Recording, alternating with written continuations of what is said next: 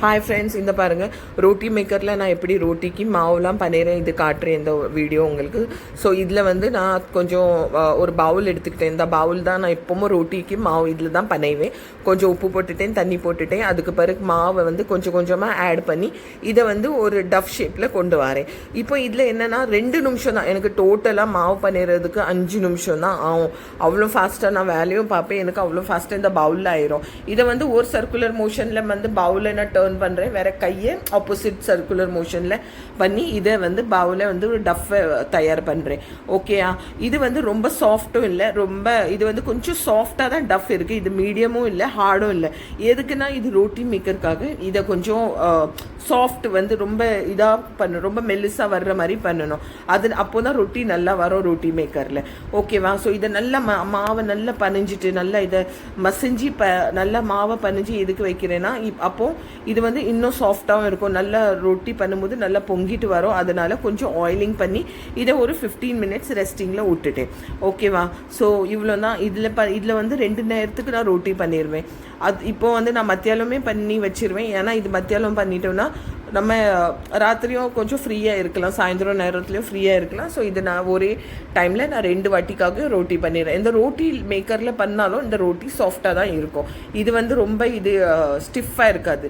ஆனால் இது நல்ல ருசியாகவும் இருக்கும், நல்லா இருக்கும். உங்களுக்கு வேணும்னா இது நீங்கள் ட்ரை பண்ணுங்கள். அதனால தான் இந்த ரோட்டி மேக்கரோட நான் உங்களுக்கு இந்த வீடியோ ஷேர் பண்ணுறேன். ஸோ இப்போ ரோட்டி மேக்கர் என்ன ஆகிட்டுன்னா கொஞ்சம் ரொம்ப ஜாஸ்தி சூடாயிட்டு, அதனால தான் இதில் ஒரு சின்ன ஒயிட்டாக இப்படி கொஞ்சம் எப்படின்னா ரொம்ப சூடாயிட்டுன்னா இந்த மாவு இந்த சப்பாத்தி இருக்குல்ல, என்ன சொல்லுவோம் ரொட்டி இருக்குல்ல, இது வந்து கொஞ்சம் பிஞ்சிரும். அதனால தான் லேஸ் அதில் ஒரு ஸ்பாட்ஸ் மாதிரி வரும். அதை தான் உங்கள்கிட்ட இப்போ கேமராவில் காட்டினேன். ஸோ இப்போ மஷின் வந்து கொஞ்சம் நான் சுவிட்ச் ஆஃப் பண்ணிவிட்டேன். இதில் இப்போ ஒரு லெவலில் சூடு இருக்குது. அந்த சூடில் இந்த நான் இருக்கிற ரொட்டியெல்லாம் பஞ்ச் பண்ணிட்டு இருக்கேன். அதில் கையில் லேசாக எண்ணெய் தடவிக்கணும். ஏன்னா நான் சொன்னேன் உங்கள்கிட்ட மாவு வந்து கொஞ்சம் வாட்ரி கன்சிஸ்டன்சியில் தான் நம்ம பண்ணிடணும். ஸோ இப்படி இந்த பாருங்கள், இது நல்லா எப்படி சொல்கிறோம், நல்லா ப்ளோ ஆகி வருது.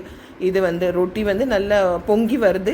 ஸோ இந்த தவாவில் பாருங்கள், இதோ ஹை ஃப்ளேமில் நல்லா சூடோடு வச்சுருக்கிட்டு லேசாக எண்ணெயை தடவி வைக்க. ஏன்னா எண்ணெயை தடவி வச்சா என்ன ஆகுதுன்னா ராத்திரியும் நல்லா நம்ம சாஃப்டாக இருக்கும். சப்போஸ் உங்களுக்கு அப்படி என்ன வேண்டாம்னா நீங்கள் இதில் ஸ்கிப் பண்ணால் இது வந்து ரொம்ப ரொட்டிலாம் கடக்க ஆகாது. நீங்கள் காலையில் போட்ட வீடியோவில் பார்க்கலாம், நான் எவ்வளோ அழகாக அந்த ரொட்டிலாம் பண்ணி கூட 2 கூட்டு வச்சு சாப்பிட்டோம் நாங்கள் மத்தியானம் லஞ்சுக்காக. ஸோ அதே மாதிரி நீங்களும் இது ட்ரை பண்ணலாம். ப்ளஸ் இந்த ரோட்டி மேக்கர் நான் வந்து அமேசானில் வாங்கினேன். உங்களுக்கு யாருக்கும் வேணும்னா என்கிட்ட சொல்லுங்கள், நான் கண்டிப்பாக அந்த லிங்க் உங்களுக்கு சென்ட் பண்ணேன். ரொம்ப நல்ல மெஷின், ரொம்ப யூஸ்ஃபுல். ஆஃபீஸ் வேலையை பார்த்துட்டு வீட்டு வேலையிலையும் இது பண்ணலாம், ரொம்ப ஈஸியாக இருக்கும். ஸோ இதுக்காக தான் நான் ரொட்டி மேக்கர் வாங்கினேன்.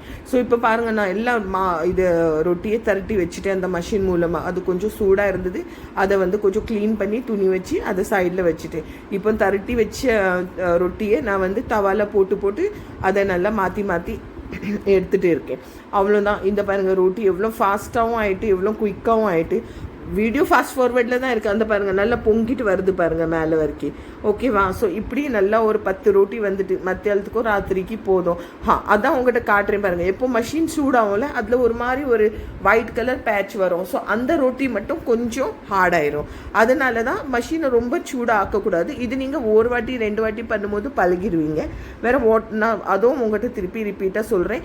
நீங்கள் அந்த மாவு பண்ணும் போது கொஞ்சம் சாஃப்டாக மாவு பண்ணுங்க, நல்ல ரொட்டி சூப்பராக வரும். ஸோ இது ஒரு வீடியோ உங்களுக்காக நான் கொண்டு வந்திருக்கேன். ஹோப்ஃபுல்லி உங்களுக்கு பிடிக்கும்னு நினைக்கிறேன். பாய்.